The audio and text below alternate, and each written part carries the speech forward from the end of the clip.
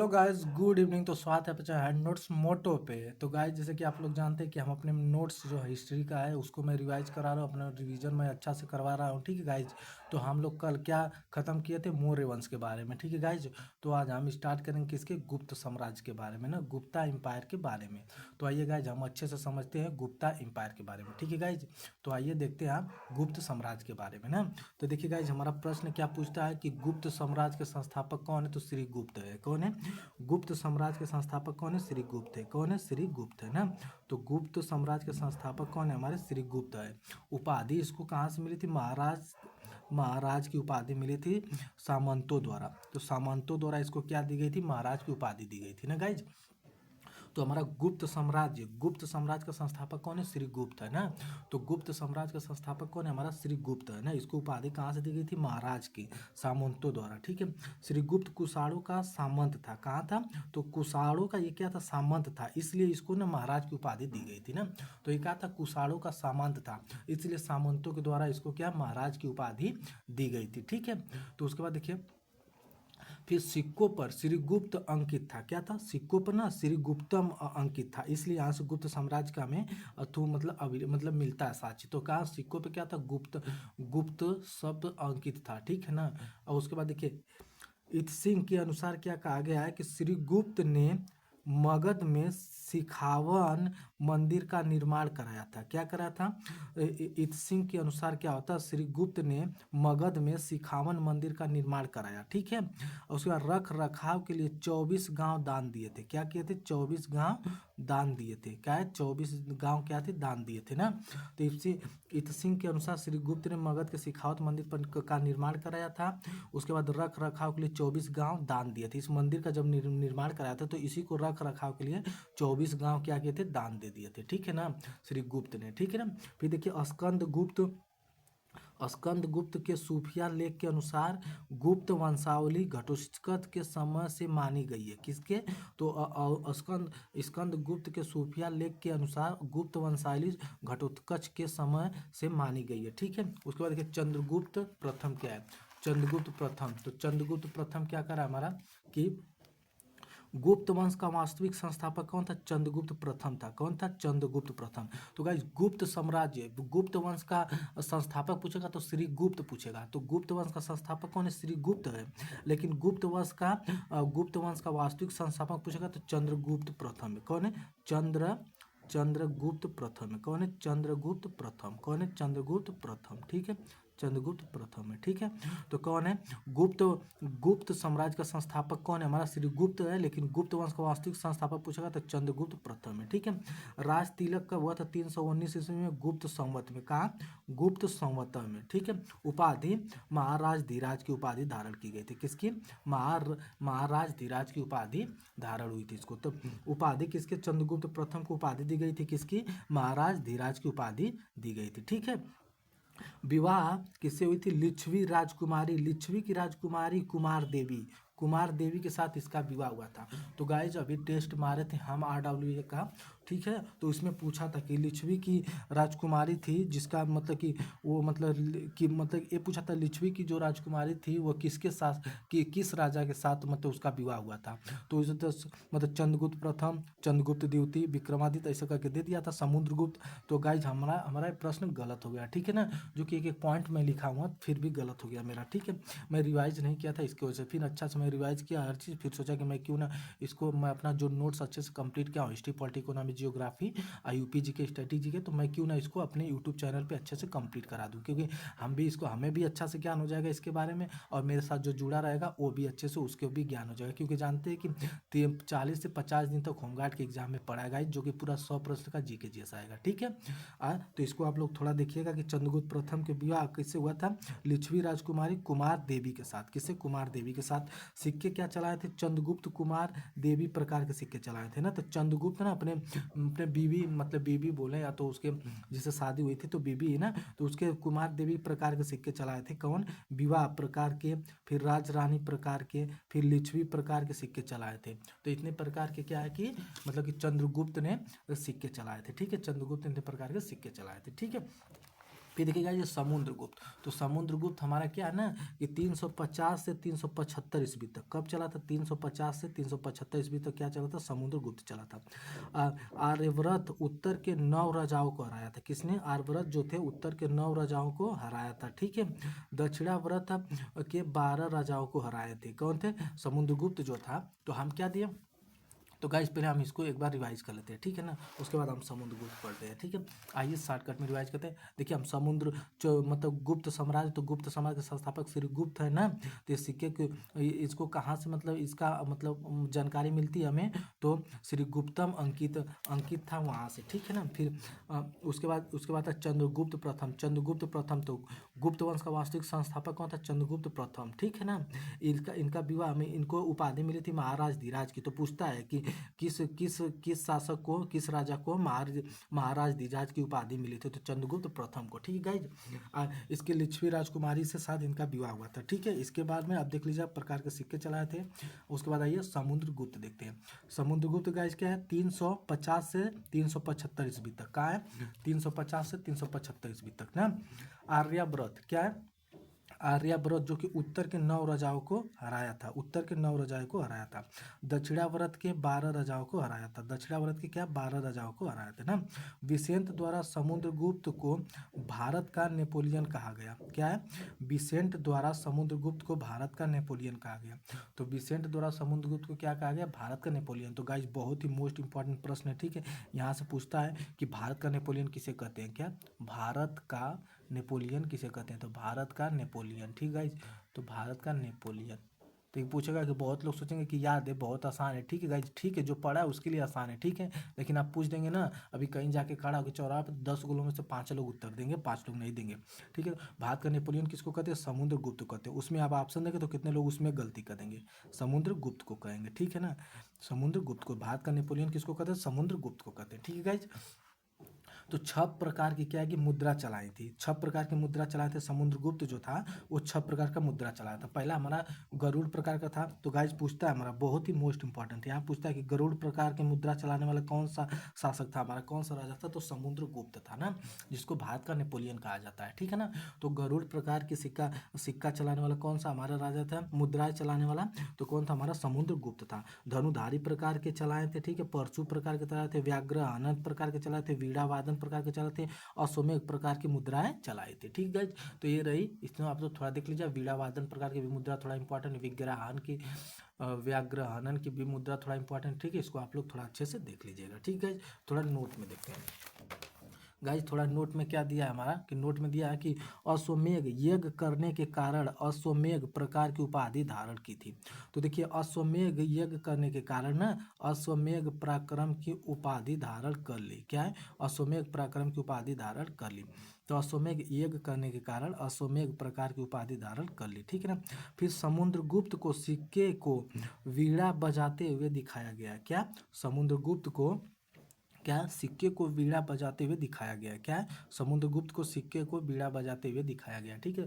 तो समुद्रगुप्त को सिक्कों को वीणा बजाते हुए दिखाया गया है। संगीत प्रेमी कविराज भी कहा जाता है। देखिए संगीत प्रेमी कविराज भी किसको कहा जाता है, हमारा समुद्रगुप्त को कहा जाता है। किसको, समुद्रगुप्त को, ठीक है, समुद्रगुप्त को। भारत का नेपोलियन इसको कहा जाता है समुद्रगुप्त को।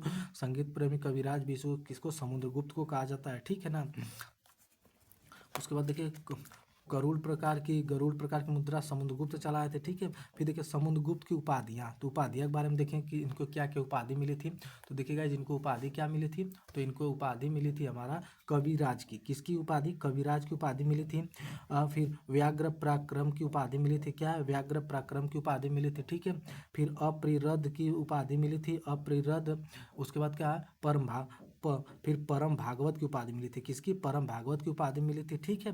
और संरक्षण में इनको बोध बिच्छू वो वसु बंधु को, इनको संरक्षण में बोध बिच्छू में क्या संरक्षण। फिर दिया श्रीलंका के राजा वेगवर्ध ने बोध गया में मठ बनाने की अनुमति मांगी थी। दरबारी कवि इसके कौन थे, हरिशेर थे। तो प्रयाग प्रशस्ति, तो गाइज यहाँ से कौन इंपॉर्टेंट है, हरिशेर की प्रयाग प्रशस्ति। तो पूछता है कि प्रयाग प्रशस्ति अभिलेख किसने लिखा है, तो हरिशेर ने लिखा है। तो गाइज इस पूरे टॉपिक से एक टॉपिक याद रखिएगा, ये लोग इसको इनको थोड़ा उपाधियों के एक दो देख लीजिएगा, कविराज की उपाधि, ठीक है, परम भागवत की उपाधि, ठीक है। ऊपर से देख लीजिएगा ये कि इनके जो कि दरबारी कवि थे कौन, हरिशेर थे। तो पूछता है कि हरिशेर किसके दरबारी कवि थे, तो समुद्रगुप्त के थे। किसके, समुद्रगुप्त के। तो समुद्रगुप्त के दरबारी कवि कौन थे, हरिशेर थे ना। प्रयाग प्रशस्ति कौन अभिलेख किसने लिखा, समुद्रगुप्त ने लिखा है। इन्हें लिच्छवी दोहित कहा गया है। क्या इसी इन्हें क्या है कि इसे लिच्छवी दोहित कहा गया है। किसको, मतलब कि हरिशेर को, ठीक है ना, लिच्छवी दोहित कहा गया, ठीक है गाइज। यहाँ पे देखिए समुद्रगुप्त तो ऐसा न देखिए। फिर देखिए गाइज हम आते हैं क्या, समुद्रगुप्त के बाद चंद्रगुप्त द्वितीय ना, चंद्रगुप्त द्वितीय जिसे हम विक्रमादित्य के नाम से जानते हैं।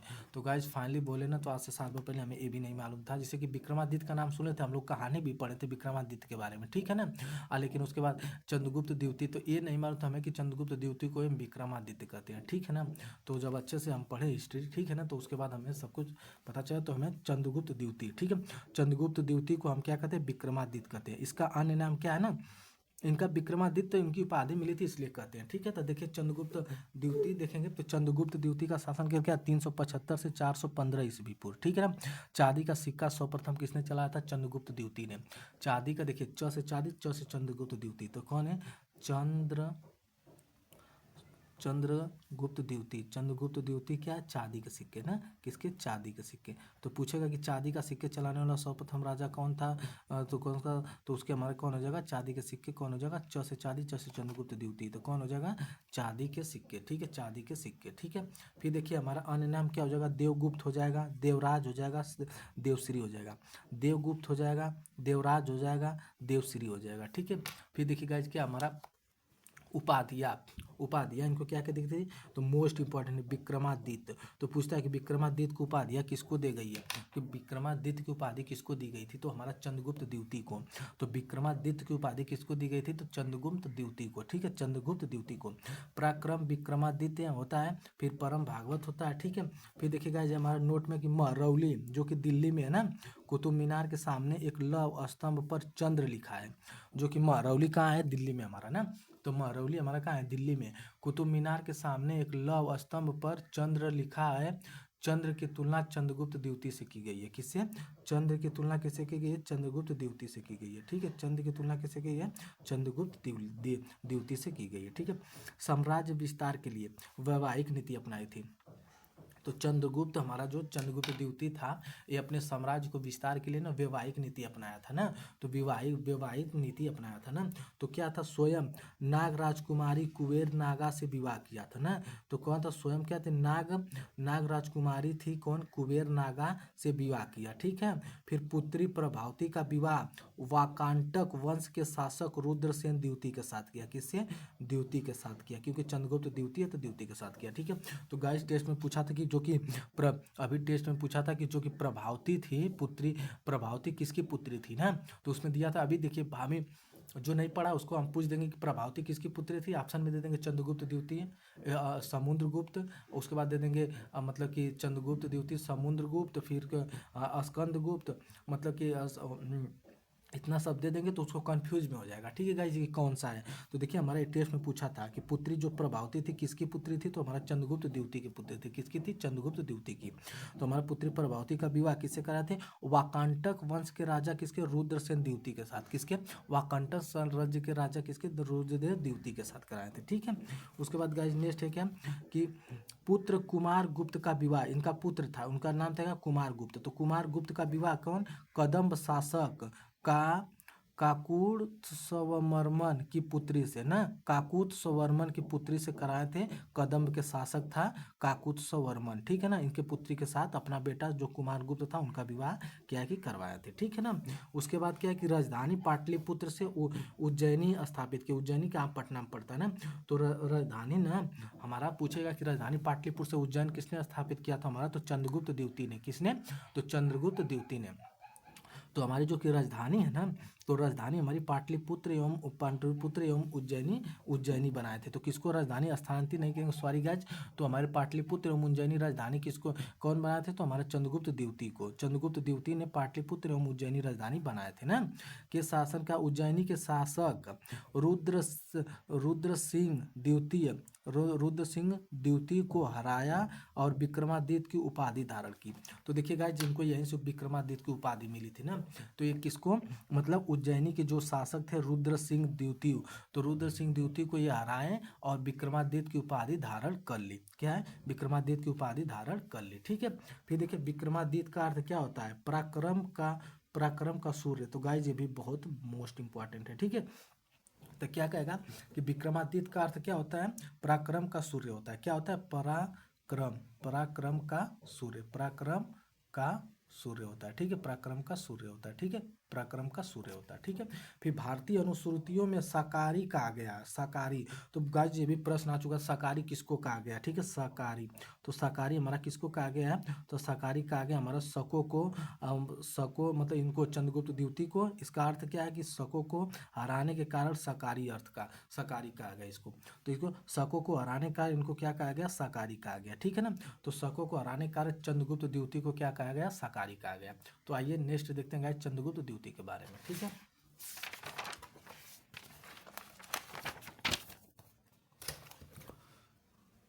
देखिए गाइस चंद्रगुप्त द्वितीय क्या है, मालवा क्षेत्र में व्याघ्र शैली के चांदी के सिक्के चलाए थे। तो आप लोग को बार बार बता रहे हैं, से क्या हो जाएगा, चंद्रगुप्त द्वितीय। क्या,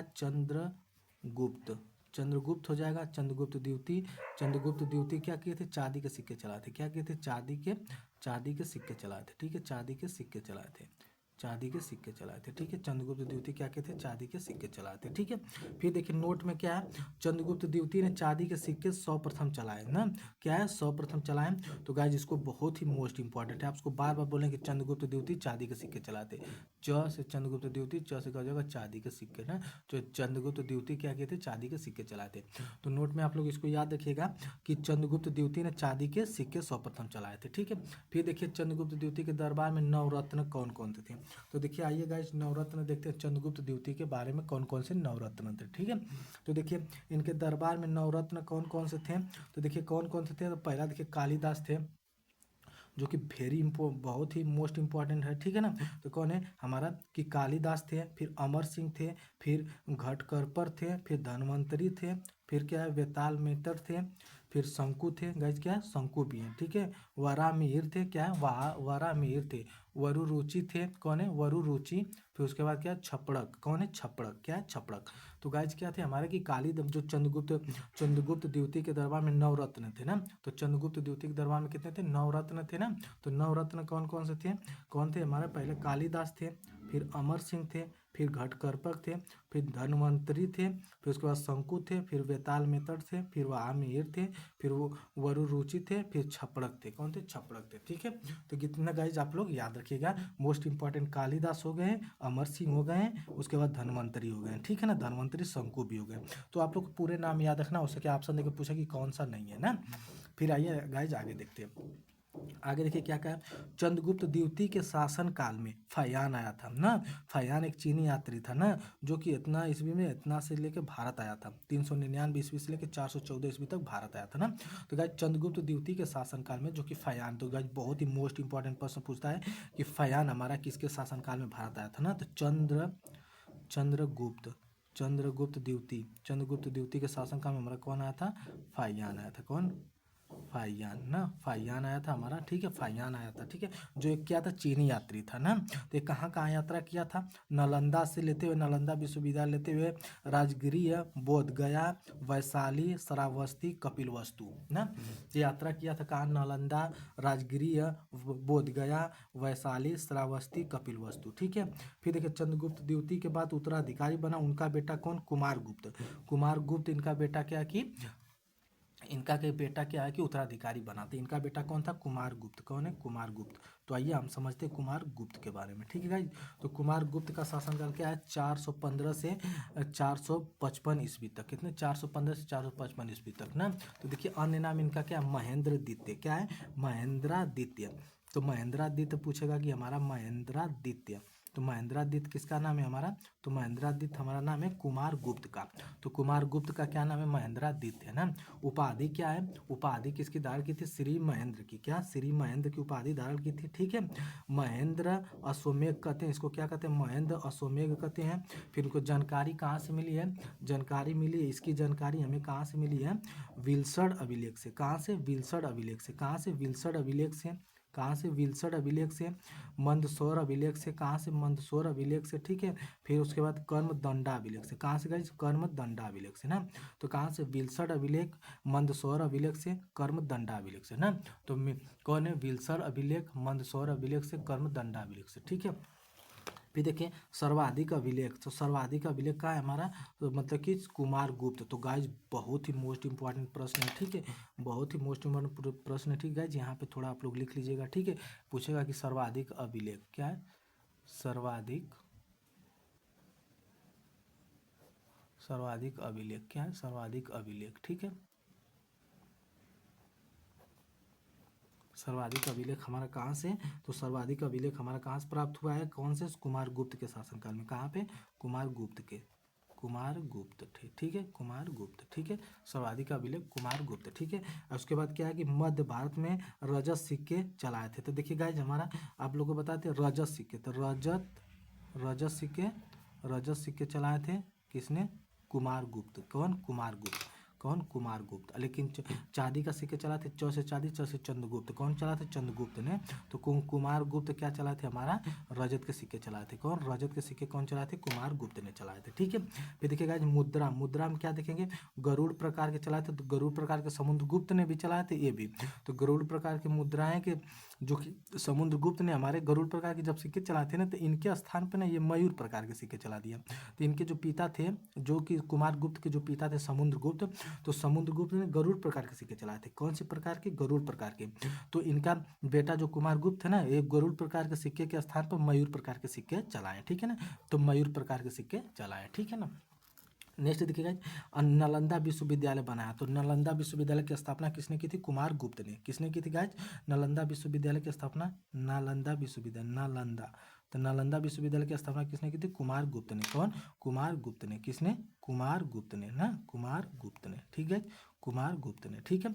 उसको कहा जाता है ऑक्सफोर्ड ऑफ मायान कहा जाता है। ये किसको, इसको नालंदा विश्वविद्यालय को क्या कहता है, नालंदा विश्वविद्यालय को कहा जाता है क्या, यहाँ पे गाइज क्या है, नालंदा, ठीक है। नालंदा विश्वविद्यालय क्या कहता है, Oxford of Mahayana, Oxford of Mahayana कहा जाता है ना। फिर बाद में उत्तराधिकारी बना कौन गाइज, स्कंदगुप्त। कौन बना, स्कंदगुप्त। कौन बना, स्कंदगुप्त। देख रहे गाइज, समुद्रगुप्त, ठीक है। उसके बाद क्या, कुमार गुप्त, स्कंदगुप्त ना, चंद्रगुप्त, चंद्रगुप्त द्वितीय।